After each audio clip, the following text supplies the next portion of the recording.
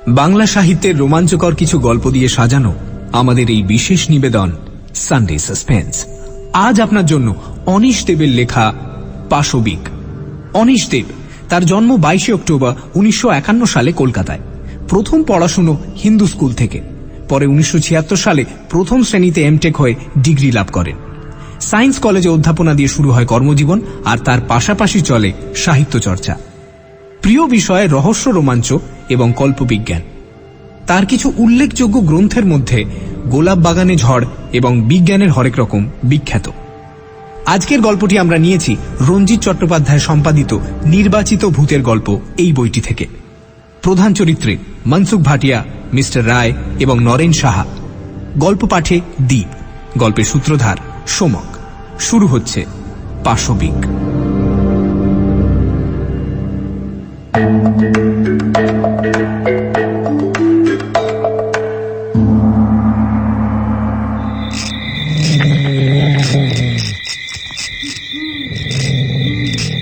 এই জাতীয় দৃশ্যের জন্য মোটেই প্রস্তুত ছিলাম না।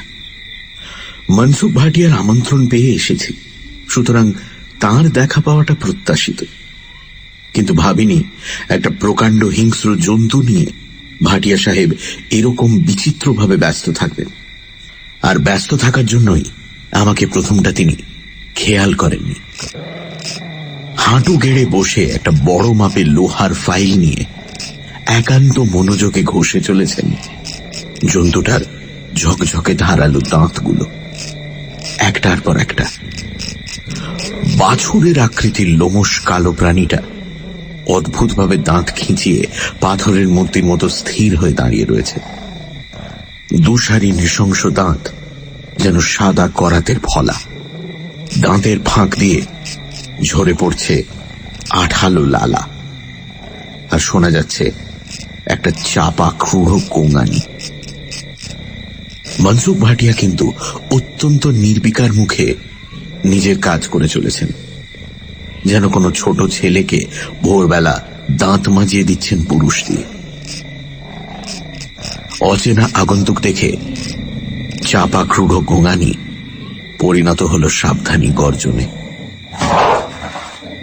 এবং তখনই মনসুখ আমার উপস্থিতি টের পেলেন। ঘাড় ঘুরিয়ে আমাকে দেখেই ফাইল রেখে ত্রস্ত হয়ে উঠে দাঁড়ালেন। বললেন, আরে আসুন ম্যানেজার বাবু, গরিব খানায় পায়ের ধুলো দিতে আজ্ঞা হোক। প্রাণীটার মুখের চেহারা এখন স্বাভাবিক হতেই সেটাকে কুকুর বলে চিনতে পারলাম। তবে আকার ও প্রকার দেখে কুকুরের বদলে বাঘের কথাটাই আগে মনে পড়ে। লাল জিভটা বেরিয়ে আছে দাঁতের ফাঁক দিয়ে, তা থেকে ঘাম ঝরছে। ভাটিয়া সাহেব কুকুরটার পাশেই একটা চেয়ারে বসলেন। ডান হাতটা ঘোরাফেরা করতে লাগলো ওটার লোমশ কালো পিঠে। ভাটিয়া সাহেবের গায়ের যা রং, তাতে কুকুরের পিঠে রাখা তার ডান হাতটা যেন সরাসরি অদৃশ্য হয়ে গেছে। এই প্রবল শীতেও পরনে শুধুমাত্র ধূপদুরস্ত পাজামা ও পাঞ্জাবি। গা থেকে ভুর ভুর করে বিদেশি সুবাস ভেসে আসছে। গলায় মোটা সোনার চেন আর একটা রং বেরঙের পুঁতির মালা। মালার লকেট হল বহুদিন ধরে শুকিয়ে রাখা একটা কালচে নখ, মানুষের নখ। আমি তার মুখোমুখি একটা চেয়ারে বসলাম। মনসুখ ভাটিয়ার গরিব খানায় কোনো আয়োজনেরই কমতি নেই। সামনে টেবিলে হুইস্কির খোলা বোতলও পেলাম। গ্লাসে পানীয়ের পরিমাণ প্রায় আধা আধি।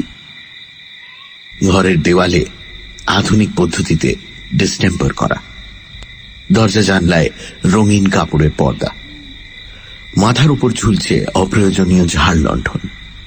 অপ্রয়োজনীয় কারণ 25x25 ঘরে আরো অন্তত গোটা 3 উজ্জ্বল আলো রয়েছে। ঘরের মোজাইক করা চকচকে মেঝে সেই আলোর 50 ভাগ ফিরিয়ে দিচ্ছে প্রতিফলনের মাধ্যমে। তা ম্যানেজার বাবু, নয়া জায়গা কেমন লাগছে আপনার? মনসুখ ভাটিয়ার এই প্রশ্নটি অত্যন্ত তাৎপর্যপূর্ণ। কারণ মাত্র কয়েক সপ্তাহ হল আমি স্থানীয় কোলিয়ারি অফিসে অ্যাসিস্ট্যান্ট ম্যানেজার হয়ে এসেছি। এর মধ্যেই জানতে পেরেছি মনসুখ ভাটিয়া হলেন কয়লার চোরা কারবারিদের চাই, এবং শেষতম কারণ আজ রাতে তিনি আমাকে বাড়িতে নেমন্তন্ন করে ডেকে পাঠিয়েছেন। উদ্দেশ্য এখনো জানি না, তবে শিগগিরই হয়তো জানতে পারব। মুখে কৃত্রিম হাসি ফুটিয়ে বলে উঠলাম, জায়গা তো ভালোই লেগেছে, তবে কাজের চাপ খুব বেশি। ভাটিয়া সাহেব হাসলেন।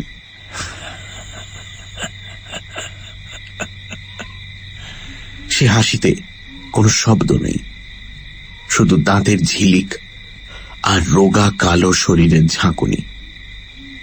অবশেষে এক সময় নিঃশব্দ হাসি থামিয়ে বললেন, কাজের চাপ তো আপনি খুদ জোর করে ঘাড়ে নিচ্ছেন, নিজেও পরেশান হচ্ছেন, হাজারো কারবারিকেও পরেশান করছেন।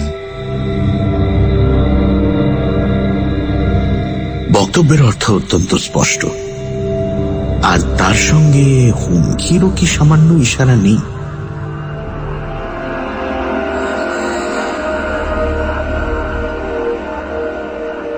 মোটামুটি ভাবে আমার কাজ হলো খনি থেকে তোলা কয়লা দিনের শেষে ওজন করে ট্রাকে চাপিয়ে হিসেব মতো বিভিন্ন গোডাউনে চালান দেওয়া।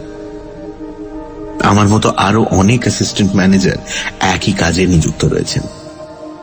প্রথম দিন কাজ বুঝে নেওয়ার পর একজন ব্যাচেলর এএম নরেন সাহা আমার খুব অন্তরঙ্গ হয়ে পড়েছিল। তারপর ৩-৪ দিনের মধ্যেই সে যেন আমার বন্ধু হয়ে গেল। একদিন সন্ধ্যের পর সে আমাকে প্রায় জোর করে টেনে নিয়ে গিয়েছিল একটি দেহাতি ভাটিখানায়। আমাকে অনেক পীড়াপিড়ি করে ব্যর্থ হয়ে অবশেষে নিজেই তুলে নিয়েছিল দিশি মদের বোতল আর ভাঁড়। চুমুক লাগাতে লাগাতে নরেন সাহা অনেক কথাই বলেছে।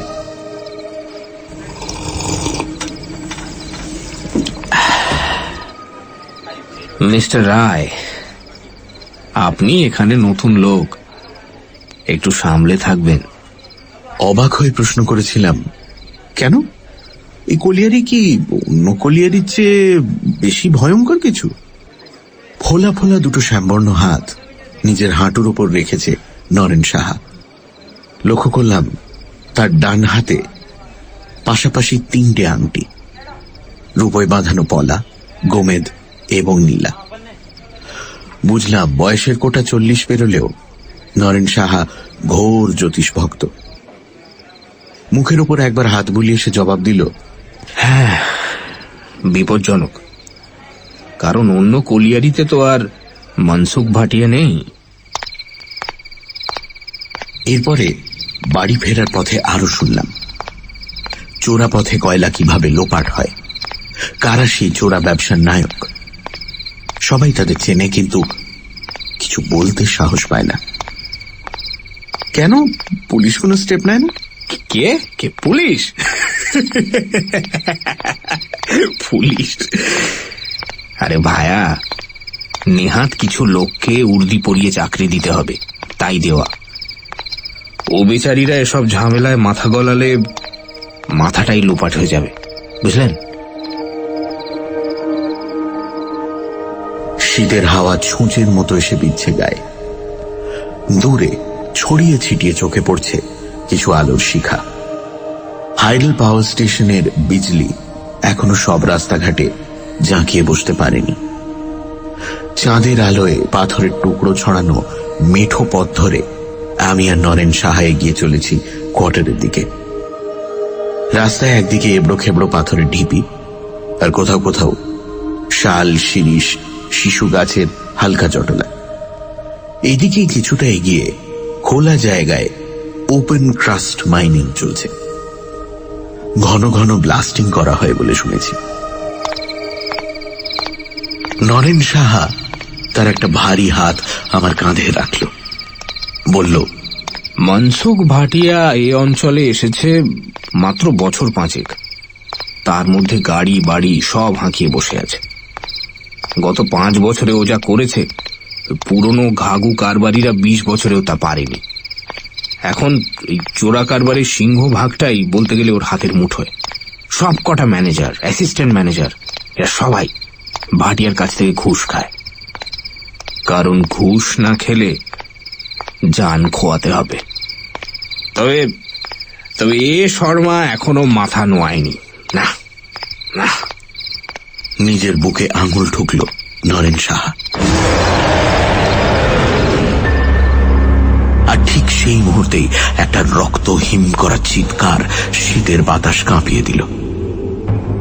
প্রতিটি পাথরের স্তূপ সেই চিৎকারের প্রতিধ্বনি তুলে তাকে আরো ছমছমে করে তুলল। আকাশে, বাতাসে, এমনকি গাছের পাতায় পর্যন্ত ওই হিংস্র চিৎকার যেন থরথর করে কাঁপছে। দুজনেই থমকে দাঁড়িয়ে পড়লাম। কিন্তু সে এক মুহূর্ত। পরক্ষণেই নরেন সাহা আমার হাত ধরে টান মারল প্রচন্ড ঝটকায়। মিস্টার রায়, শিগগির শিগগির মিস্টার রায়, শিগগির কোয়ার্টারে চলুন, চলুন চলুন চলুন চলুন। আমরা ছুটতে শুরু করলাম অন্ধের মতো। অচেনা জায়গা, এবড়ো খেবড়ো জমির ওপর দিয়ে ছুটতে খুবই অসুবিধে হচ্ছে, কিন্তু গতি হ্রাস করার কোনো উপায় নেই। নরেন সাহাও তার স্থূল কায়ের শরীর নিয়ে প্রাণপণে ছুটে চলেছে। আমাদের ঘন নিঃশ্বাসের ফোঁস-ফোঁস শব্দ স্পষ্ট শোনা যাচ্ছে। ছুটন্ত অবস্থাতেই সেই চিৎকার দ্বিতীয়বার শুনতে পেলাম, যেন কোনো অপার্থিব আত্মা মুক্তি চাইছে নরকের বন্দিশালা থেকে। দূরে কোয়ার্টারের টিমটিমে বিজলি বাতি নজরে পড়ল। পাক্রমে অসম্ভব ভারী হয়ে আসছে। নরেন সাহা কিছুটা পিছিয়ে পড়েছে, কিন্তু ছুটে আসছে সমান তালে।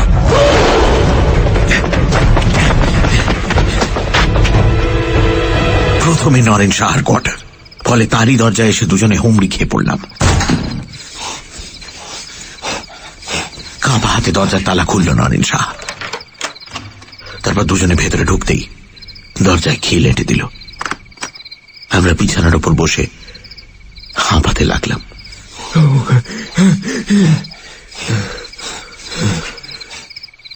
অনেকক্ষণ পর শ্বাস প্রশ্বাস স্বাভাবিক হলে নরেন সাহা বলল,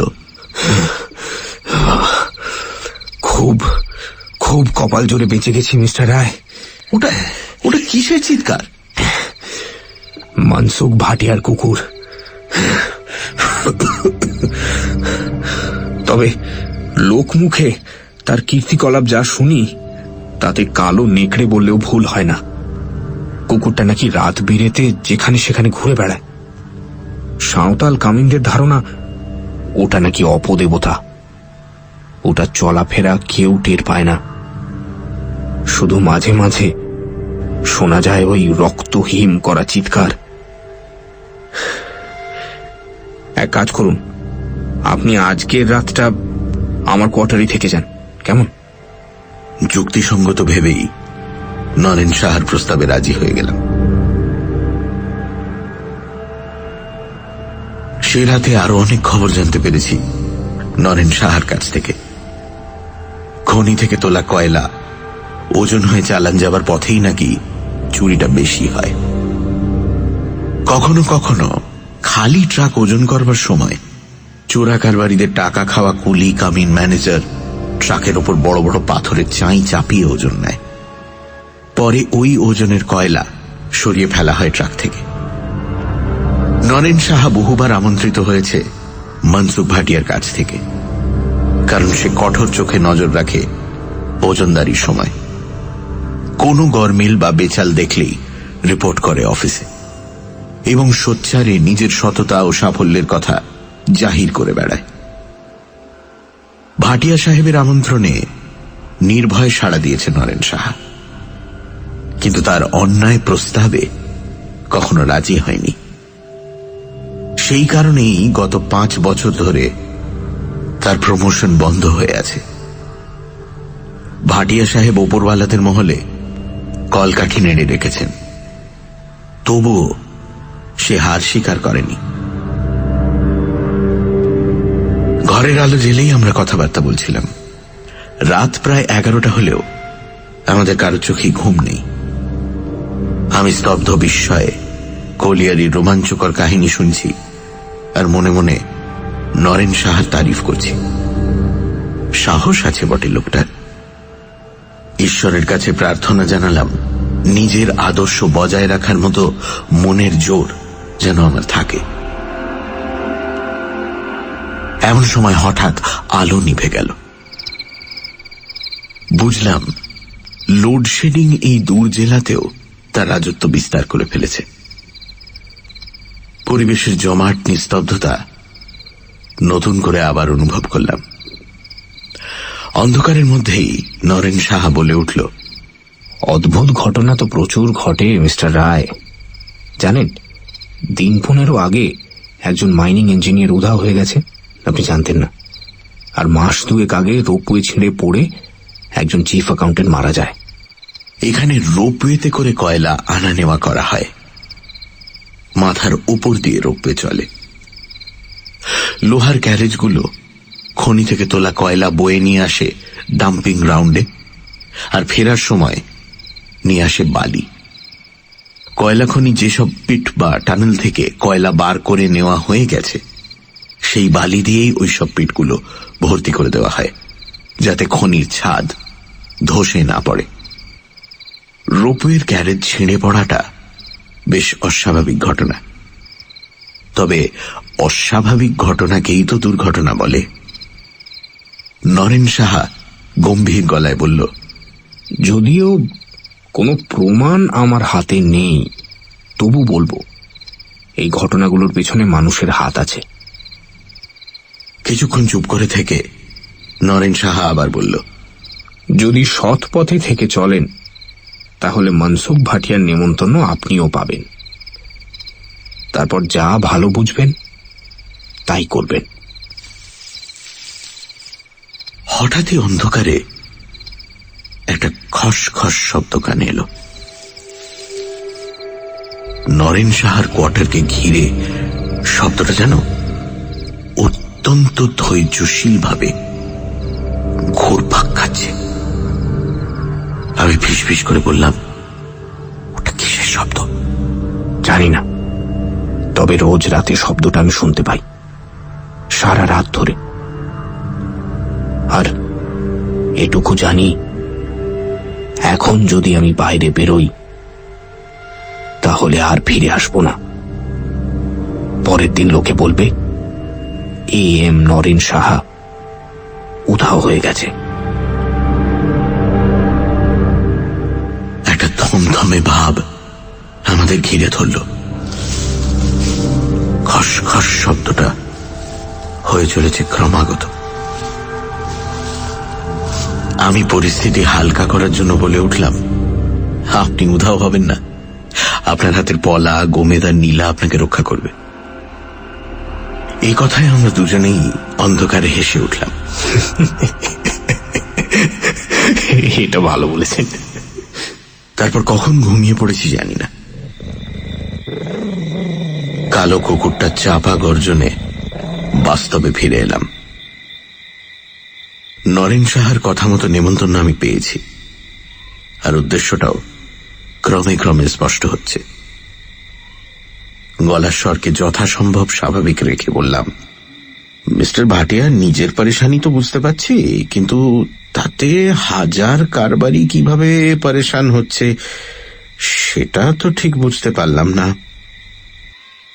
কিছুক্ষণ নীরবতা। বোতলে তরল বিস্কি নেমে এলো গেলাসে।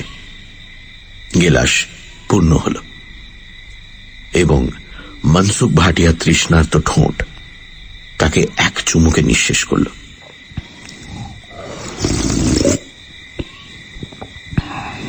তোবড়ানো কালো মুখ, মাথায় ঝাঁকড়া চুল, চোখ সাপদের মতো চঞ্চল। কুকুরের পিঠ থেকে হাত তুলে গলার লকেটে অর্থাৎ শুকনো নখটায় হাত দিল। সেটা নাড়াচাড়া করতে লাগলো, আর নজর আমার চোখে স্থির।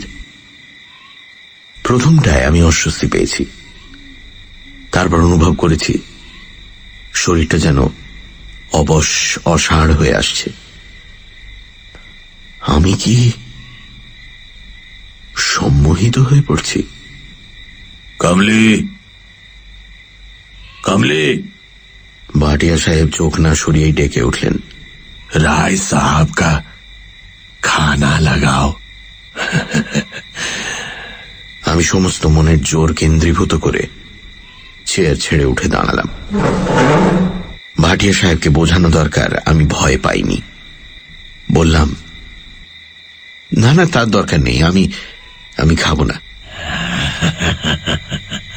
আবার সেই নিঃশব্দ হাসি, পানের রসে রাঙানো ঠোঁট বেঁকে গেল তার ছিলে।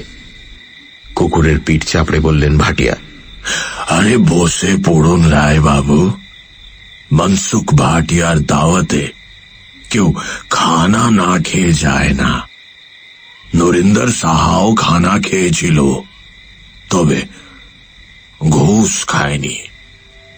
নরেন সাহার কথা বলছেন ভাটিয়া, সুতরাং আমার মনোভাবও তিনি বেশ স্পষ্ট ধরে ফেলেছেন, তাতে সন্দেহ নেই। রায় বাবু, বিনা সোচে সমঝে কোনো কাজ করতে যাবেন না, তাতে আঞ্জাম ভালো হয় না। আপনি আরো 2-4 দিন ভেবে দেখুন, তাতে পরেশানি भी হবে না, नुकसान भी হবে না। কি বলিস, বলো? হ্যাঁ? শেষ কথাটা হিংস্র জন্তুটাকে লক্ষ্য করে। এই বিকট দর্শন দানবের নাম ভুলো, এটা ভাটিয়া সাহেবের কথায় সামান্য নড়ে উঠল, তারপর মাথা নোয়ালো। তখনই অবাক হলাম, কুকুরটার ডান কানে ফুটো করে লাগানো রয়েছে এক জোড়া সোনার মাকড়ি। একই দৃশ্য, ডান কানে এক জোড়া সোনার মাকড়ি। এ কি অদ্ভুত শখ! এমন সময় এক হাত ঘোমটা টানা, লাল পেড়ে সাধারণ শাড়ি পরিহিতা এক মহিলা ঘরে এলেন। খাবারের প্লেট সাজিয়ে দিলেন সামনের টেবিলে। চেষ্টা করেও তার মুখ দেখতে পেলাম না। এরই নাম কমলি, এর সঙ্গে ভাটিয়ার কি সম্পর্ক? মহিলা জড়সড় ভঙ্গিতে একপাশে দাঁড়িয়েছিলেন। কিছুক্ষণ ইতস্তত করে দেশজ বাংলা ও হিন্দি মিশিয়ে ভাটিয়াকে প্রশ্ন করলেন তার খানা লাগবে কিনা। উত্তরে ভাটিয়া শুধু 3 সেকেন্ড খরদৃষ্টিতে তাকিয়ে রইলেন অবগুণ্ঠিতার দিকে। মহিলা ভীষণ ভয় পেয়ে ত্রস্তা কাঠবেড়ালির মতো বেরিয়ে গেলেন ঘর থেকে। আমি অনিচ্ছা সত্ত্বেও খাওয়া শুরু করলাম। এই মুহূর্তে ভাটিয়াকে চটালে সমূহ বিপদের সম্ভাবনা। মনসুখ ভাটিয়া লোহার ফাইলটা তুলে নিল। ভুলো সঙ্গে সঙ্গে আগের মতো দাঁত খিঁচিয়ে দাঁড়ালো। মনিবের প্রতিটি ইঙ্গিতের অর্থ যেন তার চেনা। মাঝে মাঝে ভুলোর দাঁতে শান দিয়ে দি।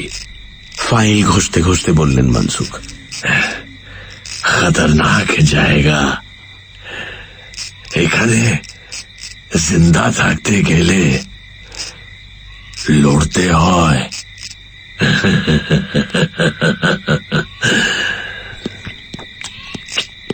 আমি খেয়ে চলেছি এবং আর চোখে দুটি প্রাণীকে লক্ষ্য করছি। ভুলোর চোখ ধক ধক করে জ্বলছে। হঠাৎই অন্দরের একটা জানলার দিকে আমার নজর গেল। রঙিন পর্দা সামান্য সরিয়ে জানলায় উকি মারছেন কমলি নামের সেই মহিলা।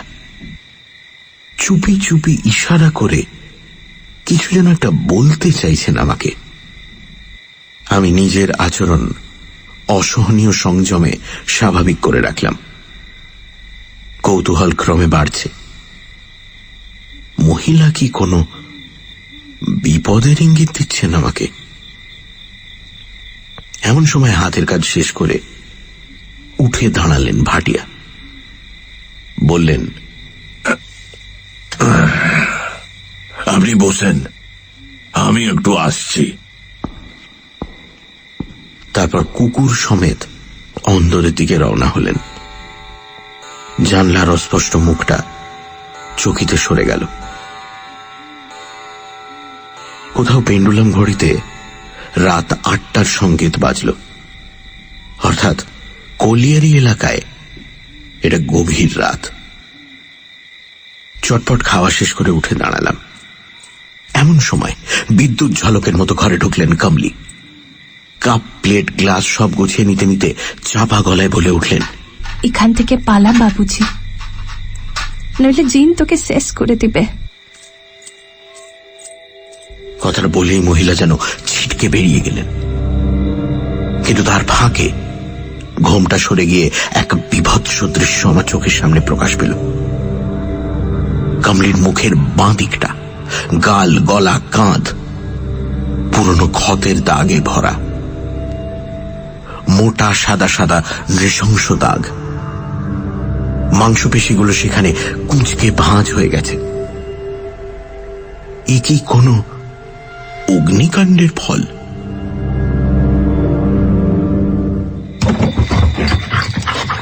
প্রায় পরক্ষণেই ঘরে এসে ঢুকলো ভুলো। গভীর চোখে তাকিয়ে দেখতে লাগলো আমাকে।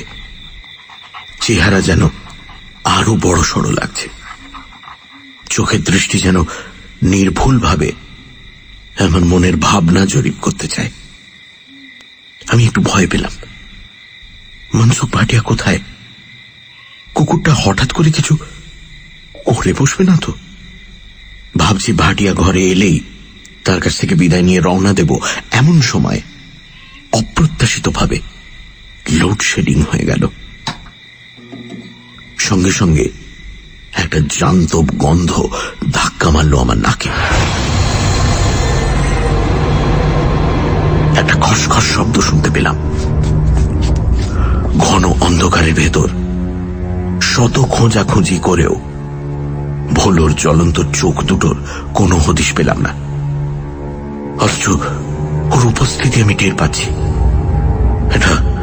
এটা অজানা আতঙ্কে আমার শরীর কাঁপতে লাগলো। মনে পড়ে গেল সেই ভয়ঙ্কর চাঁদনি রাতের চিৎকারের কথা। রায় সাহাব, ভয় পেলেন নাকি? মনসুখ ভাটিয়া কখন ঘরে এসেছে কে জানে। কি করে আমার মনের কথা টের পেলেন তাও জানি না। অন্ধকারে আমি সম্পূর্ণ অন্ধ হয়ে গেছি। কোনো ডার নেই। আপনি বাড়ি চলে যান, আর আমার কথাটা একটু ভেবে দেখবেন। মনসুখ ভাটিয়ার স্বর কেমন জড়ানো অস্পষ্ট হয়ে গেছে। হয়তো নেশার ফলেই। আমি সদর দরজার অবয়ব আবছা দেখতে পাচ্ছিলাম। সেদিকে পা বাড়ালাম ইতস্তত করে। মনে হলো যেন পেছন থেকে মনসুখ ভাটিয়া হাসছেন, অথচ হাসির কোনো শব্দ আমি শুনিনি। কোয়ার্টারে ফেরার পথে বার দুয়েক সেই রক্ত জমাট করা চিৎকার শুনেছি।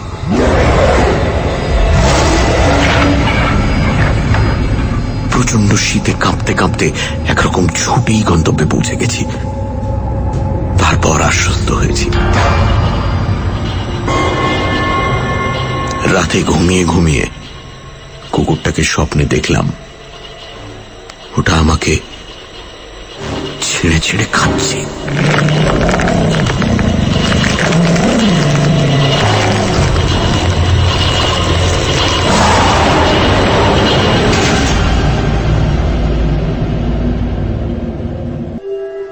পরদিন সকালে রাস্তায় বেরিয়েই দুঃসংবাদটা শুনতে পেলাম। এম নরেন সাহাকে কোথাও পাওয়া যাচ্ছে না। আমার মনটা কুডাক ডেকে উঠল। নরেন সাহাকে বোধহয় আর কোনোদিনও খুঁজে পাওয়া যাবে না। কিছুটা এগিয়ে এক তেরাস্তার মোড়ে দেখি জনা কয়েক সাঁওতাল দাঁড়িয়ে আছে। সঙ্গে লাল কাপড়, লাল ফতুয়া পরা একটা লোক, মাথায় লাল ফেট্টি বাঁধা, মুখে দাড়ি গোঁফের জঙ্গল, কানে ইয়া ইয়া দুটো মাকড়ি, গলায় জড়িবুটির মালা, কপালে সিঁদুর মাখা। বিড়বিড় করে সে কি সব মন্ত্র পড়ছে। সাঁওতাল কজন একটু দূরে দাঁড়িয়ে ভক্তিভরে তার কার্যকলাপ লক্ষ্য করছে। দুটো মুরগি গলা কাটা অবস্থায় ধুলোয় পড়ে ছটফট করছে। ওদের একজনের সঙ্গে কথা বলে জানতে পারলাম ম্যানেজার সাহেব উধাও হওয়ার খবরটা ওরা শুনেছে। এখানে ওরা মুরগি বলি দিয়ে বোঙার কাছে মানত করছে। যে জিন এইসব জোয়ান লোকগুলোকে উধাও করেছে তাকে যেন বোঙা শান্ত করে দেয়। লাল পোশাক পরা গুণিন মন্ত্র পড়ে পুজোর কাজ সারছে। একটু পরে ওরা চলে গেলে আমি গুণিনের সঙ্গে আলাপ জমালাম। মুরগি দুটো তেরাস্তার সংযোগস্থলে পড়ে রইল। ভাঙা ভাঙা হিন্দিতে বললাম, এই পুজো দিলে জিন চলে যাবে? গুণিন বলল, লা বাবু, যাবে না। জিন যে চালাচ্ছে তাকে খতম করতে হবে। আমি তার কথার অর্থ ঠিক ধরতে পারলাম না। তারপর কি ভেবে মনসুখ ভাটিয়ার কথা জিজ্ঞেস করলাম। 2 টাকা গুণিনের হাতে দিতেই সে আমাকে একটা ঘষা তামার পয়সা দিল, তার সঙ্গে বাঁধা এক টুকরো শেকড়। বলল, জিন তোমার কোনো ক্ষতি করতে পারবে না বাবু। একটুখানি চুপ করে থেকে সে আবার মুখ খুলল। বাবু, মনসুখ ভাটিয়া মন্তর জানে। ও আগে সুদূর বনে বরদার ছিল। ক্রমে যা জানতে পারলাম তার সারাংশ হচ্ছে এই: সুন্দরবনের কাঠ চুরি করে জীবিকা নির্বাহ করে স্থানীয় অধিবাসীদের এক বিরাট অংশ। নৌকো নিয়ে একদল যখন জঙ্গলে ঢোকে তখন তাদের সঙ্গে থাকে একজন গুণিন, যাকে বলা হয় বরদার। সে কাঠ কাটার এলাকা ঘিরে বান মেরে দেয়, যাতে কোনো জন্তু জানোয়ার সেই গণ্ডি দেওয়া এলাকায় ঢুকতে না পারে। ফলে চোরা কাঠুরিয়াদের হিংস্র জন্তুর হাতে প্রাণ হারাবার ভয় থাকে না। এর বিনিময়ে বরদারকে তারা চোরাই কাঠের ভাগ দেয়। মনসুখ ভাটিয়া সেখানে আরেকজন বরদারকে খুন করে পালিয়ে আসে। আমার মনে পড়ল ভাটিয়ার গলায় ঝোলানো শুকনো কালো নোকটার কথা। ওর আসল নাম কেউ জানে না। কি করে এখানে এসে পড়ল তাও খুব স্পষ্ট নয়। বড়লোক হওয়ার আগে ও নাকি এখানে স্থানীয় আদিবাসীদের জড়িবুটির ওষুধ দিত। ওকে গুণিন বলেই সবাই মানত। ফলে এখনো আদিবাসীরা ওর আদেশের নড়চড় করতে ভয় পায়। তবে আমার কোনো ভয় নেই। ওই তামার পয়সাও সে করি আমাকে রক্ষা করবে। জিনের গায়েও 2 ছুঁড়ে মারলেই সে নাকি নিশ্চিহ্ন হয়ে যাবে তৎক্ষণাৎ। মনসুখ ভাটিয়া সম্পর্কে এইসব রোমাঞ্চকর তথ্য শুনে বেশ অবাকই হলাম। বাড়ির দিকে ফিরতে ফিরতে 2-4টে চেনা মুখের সঙ্গে দেখা হলো। তারা জানালো পুলিশ নরেন সাহার খোঁজ খবর করছে। কোয়ার্টারে ফিরে অল্প সময়ের মধ্যে তৈরি হয়ে অফিসে বেরিয়ে পড়লাম। বুঝলাম ভাটিয়া সাহেবের কথায় রাজি না হলে আমার অবস্থাও হবে নরেন সাহার মতো। এরকম আনমনা হয়ে হাঁটতে হাঁটতে এগিয়ে চলেছি, হঠাৎই একটা চেনা শাড়ি ও ঘোমটা আমার নজরে পড়ল। অফিসে যেতে হলে শনি মঙ্গলের হাট পেরিয়ে যেতে হয়।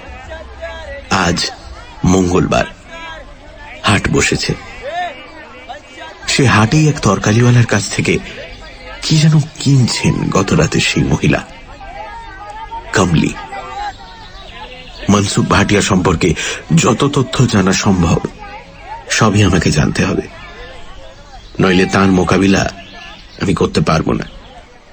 সুতরাং চারপাশে একবার নজর চালিয়ে সোজা গিয়ে দাঁড়ালাম কমলির পাশে। ষষ্ঠ ইন্দ্রিয়ের সাহায্যে উনি যেন আমার উপস্থিতি টের পেলেন। তরকারির দাম মিটিয়ে হনহন করে এগিয়ে চললেন রাস্তার একটি অপেক্ষাকৃত নির্জন অংশের দিকে। দুটো ঝুপসি অশ্বত্থ গাছের আড়ালে দাঁড়িয়ে উনি চাপা গলায় জিজ্ঞেস করলেন, তুই কি চাস বাবু? মনসুখ ভাটিয়া আপনার কে হয়? মারাদ। উত্তর শুনে আমি চমকে উঠলাম। ইনি মনসুখ ভাটিয়ার স্ত্রী, অথচ বেশবাস অত্যন্ত সাধারণ। হঠাৎ দেখলে কেউ ভাটিয়ার ঝি ভেবে ভুল করবে। চিন্তা করে দেখলাম চটপট খবর আদায় করতে গেলে নরেন সাহার প্রসঙ্গ তোলা দরকার। সুতরাং সেই কথাই তাকে জিজ্ঞেস করলাম। এক হাত ঘোমটার আড়ালে কমলি ভাটিয়া চমকে উঠলেন, মুখে কাপড় চাপা দিয়ে চুপ করে রইলেন কিছুক্ষণ। তারপর বললেন, এমন কিছু একটা যে হবে সে মালুম ছিল। কাল রাতে ভুলোর দাঁতে ধার দেওয়ার বহর দেখে বুঝেছি। তবে তবে আমি তোর জন্য ভয় পেয়েছি বাবু। আমি তখন বললাম যে আমারও প্রাণ সংশয়। এ ধরনের ভয়াবহ ঘটনার প্রতিকার করা দরকার। আমি তার সাহায্য চাই। তারপর সাঁওতাল গুনিনের কাছে তার স্বামী সম্পর্কে যেসব কথা শুনেছি সমস্ত খুলে বললাম। নরেন সাহার নিখোঁজ সংবাদ ও আমার অনুনয়ে নরম হলেন মহিলা। বললেন, বড়লোক হবার আগে আমরা সাঁওতাল গায়ে থাকতাম। তখনও সেতল গুনিনের সঙ্গে আমার স্বামীর সম্পর্ক ভালো ছিল। তাকে অনেক কথাই বলেছে। তারপর জানতে পারলাম আর এক ভয়াবহ প্রসঙ্গ। সুন্দরবনে কমলির বাবাকেই খুন করেছিল মনসুখ। সে নাকি মেয়ের সঙ্গে এক বদ বর্দারের বিয়ে দিতে চায়নি। বর্দার বাপকে খুন করে মেয়ে কমলিকে নিয়ে ভেগে পড়ে মনসুখ। ওর ওপরে কম অত্যাচার চালায়নি গত 10 বছরে। তারপর এখানে এসে ক্রমে ক্রমে কয়লার চোরা কারবারে ঢুকলেন। কাঁচা পয়সা হাতে পেয়ে মাথা খারাপ হয়ে গেল। তারপর ভুলোকে কিনে বসলেন এক সাহেবের কাছ থেকে। নতুন করে শুরু হলো তন্ত্র সাধনা। কমলি বাধা দিতে চেয়েছেন এবং তার ফলও পেয়েছেন হাতে হাতে। মুখের বাঁদিকে তারই চিহ্ন আমি পেয়েছি। কে করেছে এরকম সর্বনাশ? ওই কুকুরটা? না রে বাবু। তবে কি আপনার স্বামী? কিছুক্ষণ চুপ করে থেকে কমলি ভাটিয়া বললেন, তুই জানে। তারপর দ্রুত পায়ে সরে যাবার আগে বলে গেলেন, তুই এখান থেকে পালা বাবুজি। ও জিনকে আটকানোর ক্ষমতা সে আমার নেই। উনি চলে যাবার পরেও বেশ কিছুক্ষণ হতভম্ব হয়ে আমি দাঁড়িয়ে রইলাম। ওর জবাবের অর্থ কি? দুজনই? তার মানে? বেশ চিন্তাকুল অবস্থাতেই অফিসে পৌঁছলাম। লক্ষ্য করলাম নিখোঁজ নরেন সাহাকে নিয়ে কারণই যেন মাথা ব্যথা নেই। ব্যাপারটা যেন অত্যন্ত স্বাভাবিক। তবে টের পেলাম কুলি মজুরদের মধ্যে নতুন একটা আতঙ্ক যেন ছায়া ফেলেছে। কমলি ভাটিয়া ও শীতল গুনিনের কথাগুলো ভাবতে ভাবতে বাড়ি ফিরছিলাম। ওদের কথা যদি সত্যিও হয় তাতে কোনো লাভ নেই। পুলিশ প্রমাণ চাইবে। তাছাড়া এখানকার পুলিশ ভয়ে হোক আর টাকার লোভেই হোক মনসুখ ভাটিয়ার তাঁবেদারি করে। তাহলে আমার এখন কর্তব্য কি?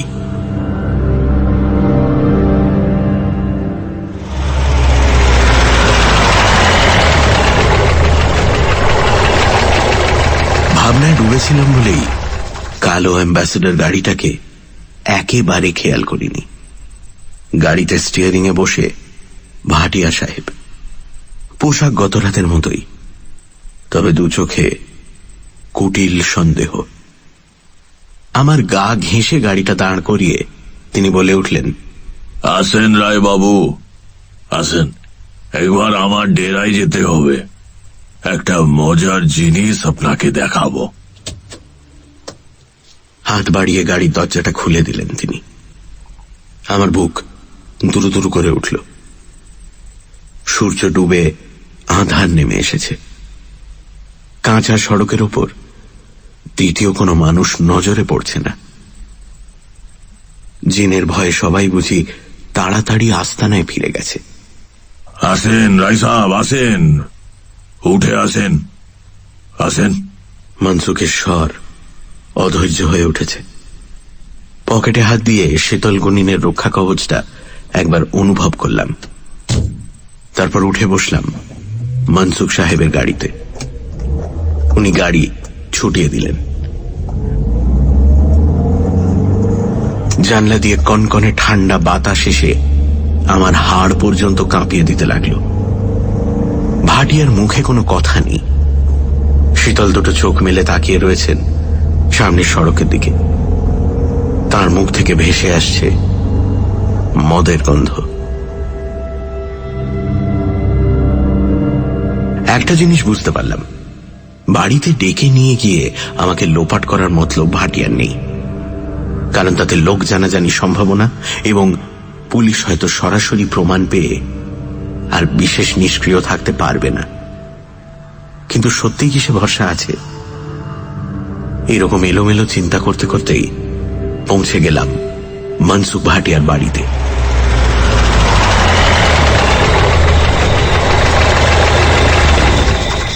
বাড়ির সামনেটা অন্ধকার, শুধু চাঁদের আলো যেটুকু জোছনা বিছিয়েছে। পথের দুপাশে বাগান। গাড়ি থামিয়ে আমাকে সঙ্গে করে বাড়িতে ঢুকলেন মনসুখ। ঘড়িতে সময় প্রায় 6:30 গড়িয়ে এসেছে। গতকালের ঘরে এসে বসলাম। আজ বাতির বাহার সামান্য কম, কিন্তু তাতেও ভুলকে আবিষ্কার করতে কোনো ভুল হল না। একটা চেয়ারের পাশে বসে আমার দিকে তাকিয়ে আছে। আমি অন্দরের জানলার দিকে একবার নজর চালালাম। কমলি নেই। ভাটিয়া উঠে গিয়ে কোণের একটা টেবিলের তলা থেকে কালো মতো কি একটা জিনিস নিয়ে এলেন। ঠকাস করে আমার সামনে টেবিলের ওপর ফেলে দিয়ে বললেন, দেখেন তো রায় সাহেব, চিনতে পারেন কিনা? আরেকবার আমার মাথায় যেন বজ্রপাত হলো। ভাবনা, চিন্তা, বুদ্ধি সব ওলট পালট হয়ে গেল। এক তীক্ষ্ণ আর্তনাদ বেরিয়ে এলো আমার ঠোঁট চিরে। চোখ জোড়া কি ঠিকরে বেরিয়ে আসবে কোটর ছেড়ে? টেবিলের ওপর পড়ে রয়েছে একটা কাটা হাত। কালো রঙের আঙুলগুলো ফোলা ফোলা, আর 3টে আঙুলের পাশাপাশি 3টে পাথর বসানো আংটি। পলা, গোমেদ ও নীলা। জ্যোতিষশাস্ত্র নরেন সাহাকে বাঁচাতে পারেনি। আমার মুখে কোনো কথা নেই। মনসুখ ভাটিয়া হাতটা তুলে নিয়ে ভুলোর দিকে ছুঁড়ে দিলেন। কুকুরটা হিংস্র দাঁতের পাটি বের করে ঝাঁপিয়ে পড়ল হাতটার উপর। ওটাকে দাঁতে নখে ছিঁড়ে ছিঁড়ে খেতে লাগলো। কি বিভৎস সে দৃশ্য! ভুলো যখন কষ্ট করে নিয়ে এসেছে, তখন এই হাতটা ওরই পাওনা। কি বলেন রায়বাবু? ও হ্যাঁ, শুনলাম নাকি নরিন্দর সাহাকে পাওয়া যাচ্ছে না, একেবারে লোপাট হয়ে গেছে। আমি আর সহ্য করতে পারলাম না। চেয়ার ছেড়ে উঠে দাঁড়ালাম। বললাম, আমি এক্ষুনি পুলিশে খবর দেব। লোকে জানুক নরেন সাহাকে কে খুন করেছে। বিচিত্র হাসিতে ফেটে পড়লেন ভাটিয়া। সে হাসিতে বুক কেঁপে ওঠে, মস্তিষ্কে হিম আতঙ্ক বাসা বাঁধে।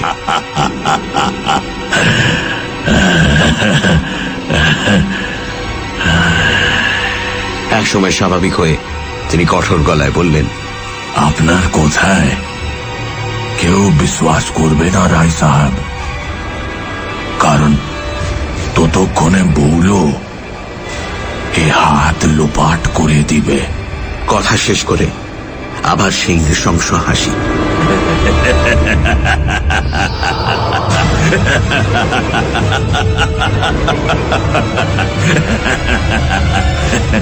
নিজেকে ঘোরতর বিপন্ন জেনেও আমি পাগলের মতো ক্ষিপ্ত হয়ে উঠলাম। চিৎকার করে বললাম, মনসুখ ভাটিয়া, তোমার সব খবর আমি জানি। তোমাকে আর আমি ভয় পাই না।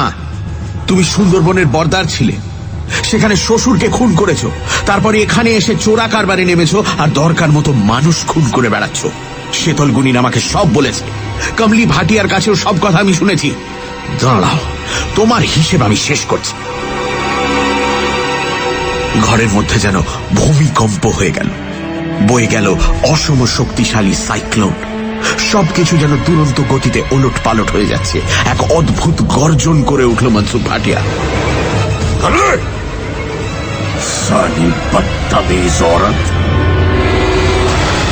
নরেন সাহার হাতটা আংটি সমেত শেষ করে ফেলেছে বলল। উঠে দাঁড়িয়ে সেও একটা চাপা গর্জন করে উঠল। তার চোখ ধক ধক করে জ্বলছে। আমাকে অবাক করে এক লাফে অন্দরের দিকে চলে গেলেন মনসুখ। বিদ্যুৎ ঝলকের মতো ভুলও তার পিছু নিল।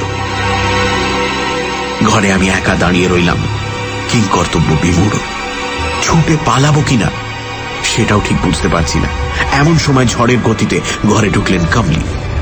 প্রায় কান্না ভাঙা স্বরে বললেন, বাবু ভাগ যা বাবু, ইহা সে তুম ভাগ যা বাবু, ভাগ যা বাবু। পাশের কোনো একটা ঘর থেকে বিচিত্র সুরে শব্দোচ্চারণের বিচিত্র ধ্বনি আমার কানে আসছে। সঙ্গে সঙ্গে একটা হিংস্র গর্জন।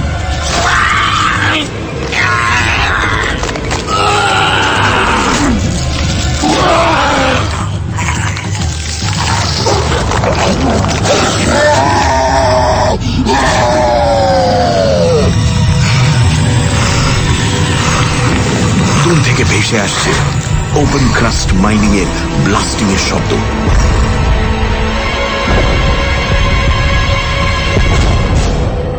কমলি ঝটিতে উধাও হয়ে গেল ঘর থেকে। আমার কানে ভেসে আসছে শুধু দুটি কথা, বাবু পালাও। হঠাৎই ঘরের দরজায় এসে দাঁড়ালো ভুলো। সে একা, কিন্তু এ কোন ভুলো? আকার এসে প্রায় 1.5 গুণ বড় হয়ে গেছে। চোখের মণিতে জ্বলন্ত ভাবটা নেই, মুখের অভিব্যক্তিতে এক আশ্চর্য ক্রূর হিংসার ছাপ। তার কান দুটো নড়ছে, আর সেই সঙ্গে সোনার মাকড়ি জোড়া। এমন সময় ঘরের সমস্ত আলো নিভে গেল। লোডশেডিং। আমি মুহূর্তের মধ্যে সদর দরজা লক্ষ্য করে ছুটতে শুরু করলাম।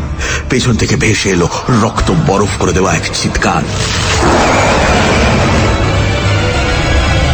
সে চিৎকারে প্রতিশোধের আগুন ও উল্লাস যেন ঠিকরে বেরোচ্ছে। আমি প্রাণপণে ছুটে চলেছি। পলকে বাগান পেরিয়ে সড়কে পা দিলাম। রাস্তা খাঁ খাঁ করছে, চতুর্দিকে অন্ধকার। শুধু চাঁদের ফ্যাকাশে আলো দিক নির্ণয়ের একমাত্র সম্বল। আমি ঊর্ধ্বশ্বাসে ছুটতে লাগলাম। পেছনে ফিরে দেখার সাহস ছিল না। শুধু কানে আসছিল ব্লাস্টিং এর শব্দ আর ভয়াবহ জন্তুটার অলৌকিক চিৎকার। বেশ কিছুটা পথ ছুটে শরীর ক্লান্ত হয়ে এলো। কোর্টের এখনো অনেক দূরে। বুঝতে পারছি আমি অসম প্রতিযোগিতায় নাম লিখিয়েছি। ভারী পায়ে ছুটতে ছুটতে এক সময় পেছনে ফিরে তাকালাম এবং যে দৃশ্য দেখলাম তা বোধহয় কোনোদিন ভোলার নয়। ভয়ঙ্কর দানবটা মানুষের মতো শুধুমাত্র পেছনের দুপায়ে ভর দিয়ে ছুটে আসছে অবিশ্বাস্য গতিতে।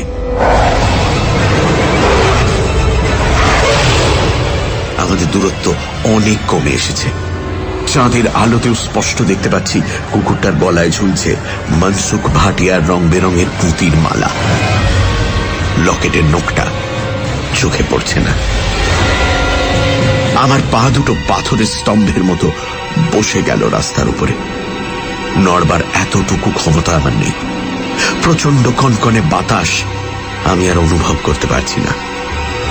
অদূরে পাথরের ছোট বড় ঢিপি আমারই মতো নিশ্চল, শুধু কতগুলো ঝাঁকড়া গাছের মাথা এপাশ ওপাশে দুলছে।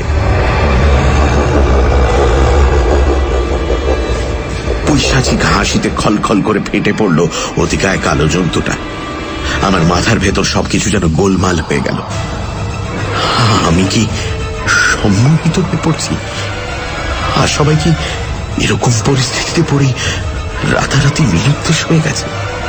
আমার মনে পড়ল নরেন সাহার কথা, কমলি ভাটিয়ার কথা, শীতল গুনিনের কথা। জিন তোমার কোনো ক্ষতি করতে পারবে না বাবু। একই সঙ্গে পকেটের তামার পয়সা ও শেকড়ের টুকরোটা হাতে ঠেকল। আতঙ্ক নৃশংসতার সমুদ্রে ডুবে যেতে যেতে আমি এই তুচ্ছ বস্তু দুটোকেই আঁকড়ে ধরলাম। বিশ্বাস অবিশ্বাস, যুক্তি অযুক্তি সবই এখন তালগোল পাকিয়ে যাচ্ছে। ভয়ঙ্কর পিশাচটা খুব কাছে এসে পড়েছে। নাকে আসছে একটা জান্তব দুর্গন্ধ ও সেই সঙ্গে কড়া মদের গন্ধ। আমি আর দেরি না করে আমার পয়সা ও শেকড়টা ছুঁড়ে মারলাম অতিকায় কুকুরটার গায়ে, এবং তৎক্ষণাৎই ঘটে গেল এক অলৌকিক ঘটনা। কুকুরটা দপ করে আগুনে জ্বলে উঠল। লকলকে সবুজ আগুন দুপায়ে ভর করে ধেয়ে আসছিল, এখন সশব্দে পড়ে গেল কঠিন সড়কের ওপর।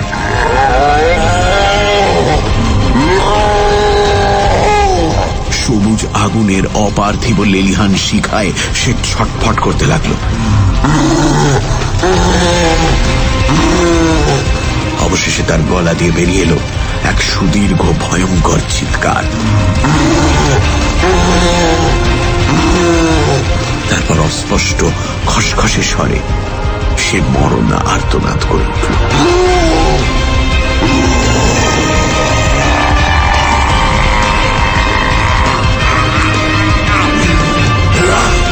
এই যে মনসুখ ভাটিয়ারই বিকৃত কণ্ঠস্বর। আমি আবার ছুটতে শুরু করলাম পাগলের মতো। এই শীতেও আমার শরীর ঘামছে। পেছন থেকে ভেসে আসছে চাপা অস্ফুট গোঙানি। আগুনের সবুজ শিখা যেন হাজারো জীব দিয়ে কালো দানবটাকে চেটে পুটে শেষ করছে। আমি যথাসম্ভব গতি বাড়িয়ে দিলাম।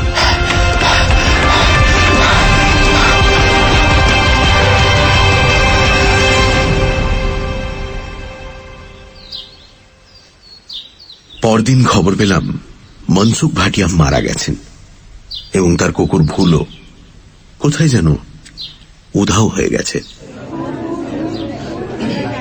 কমলি ভাটিয়ার কথা মনে করেই তাদের বাড়িতে গেলাম। লোকে লোকারণ্য। চোখ বুজে অক্ষত শরীরে শুয়ে আছেন মনসুখ, ঠিক যেন ঘুমিয়ে রয়েছে। তবে তার গলায় ওই রঙিন মালাটি নেই। কমলি লাজ লজ্জা ত্যাগ করে সকলের চোখের সামনেই বুক ভাঙা কান্নায় বারবার আছড়ে পড়ছেন ওই মৃতদেহের ওপরে।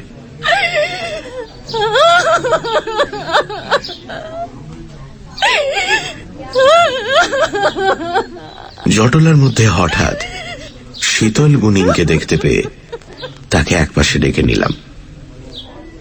গত রাতের সমস্ত ঘটনা খুলে বললাম। তারপর রক্ষা কবচের জন্য ধন্যবাদ জানিয়ে 5 টাকা দিয়ে দিলাম তার হাতে। সে বলল, বাবু, মনসুখ শরীর চালান জানত, নিজের জানকে ঢুকিয়ে দিত কুকুরের ভেতর। তখন সে কুকুরের চোখ দিয়ে দেখত আর বুড়া কাম করত। ওই রঙিন মালা ও ছিল ওর মন্ত্রের মালা। কোয়ার্টারে ফেরার পথে মনসুখ ভাটিয়ার কথাই ভাবছিলাম। সোনার মাকড়ি দুটো কি ওর সঙ্গে কুকুরের শরীরের যোগসূত্র রক্ষা করত? শরীর চালান করার পর কুকুরটা আয়তনে বেড়ে ওঠার কারণ বোধহয় জন্তুটা শরীরে তখন 2 আত্মা বাসা বাঁধত, আর মনসুখের অসাড় দেহ পড়ে থাকত বাড়িতে। কুকুরটা তখন মানুষের আচার আচরণ, বুদ্ধি ও জান্তব হিংস্রতা দুই মিলিয়েই রাতের আঁধারে শত্রু নিধন করত। তবে কাল রাতের ঘটনা বাস্তব বলে এখন আর বিশ্বাস হতে চায় না।